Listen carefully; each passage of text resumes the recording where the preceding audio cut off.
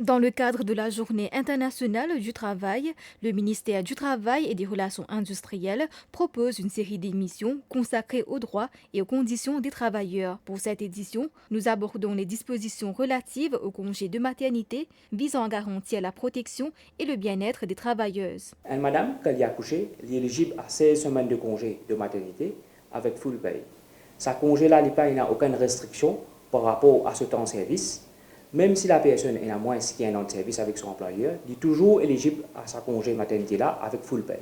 Pour que l'employeur garde record de ban congé, travailler là, besoin soumettre un certificat médical qui démontre à partir de quelle date il finit accoucher. Toute madame qui a accouché, c'est-à-dire la future maman, pour les jouer à ce congé de maternité après son accouchement.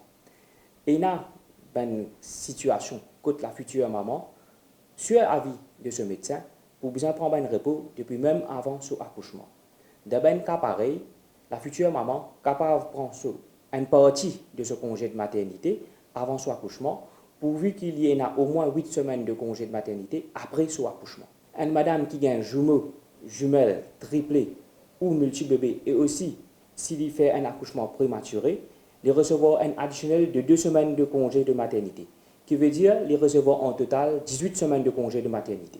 Un employeur besoin payer un travailleur un allowance de 3 000 roupies quand il est accouché. Mais travailler là, besoin a au moins 12 mois de service pour qu'il est éligible à sa allowance. Ben travailler à temps partiel, c'est aussi éligible à une maternité allowance au prorata, dépendant sur le nombre de jours que j'ai besoin de travailler par semaine. Une madame est éligible à 3 semaines plus un additionnel de 5 jours de congé s'il y fait payade. Et sa congé est applicable même s'il a moins que 12 mois de service avec son employeur. Si une madame donne naissance à un bébé mort-né, certifié par un médecin, elle est éligible à 16 semaines de congé comme une maternity leave. Une madame qui finit complète 12 mois de service avec son employeur, elle recevra 16 semaines de congé quand elle a adopté un bébé de moins de 12 mois.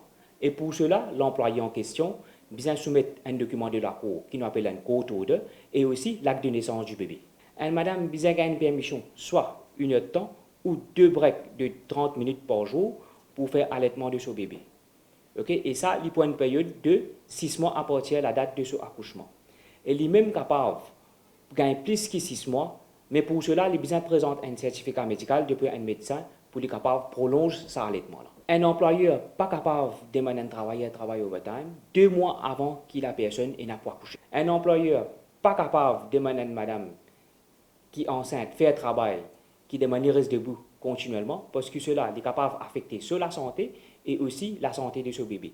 Et pour cela, l'employé pour bien soumettre un certificat médical à son employeur. Pour une période de 12 mois, à partir qu'un employé finit accoucher, un employeur pas capable de demander à un employé travaille de 6 heures du soir jusqu'à 6 heures le lendemain matin, excepté s'il y a un consentement de l'employé. Un employeur pas gain le droit de licencier un travailleur qui en période de maternité ou qui paie à l'aide de ce bébé. Si jamais un employeur ne peut respecter les provisions de la loi du travail en ce qui concerne maternité, un employé est capable de prendre contact avec le ministère sur le 207 2600 ou même à le faire complainte ou prendre renseignement d'un bureau du travail qui trouve dans cette localité.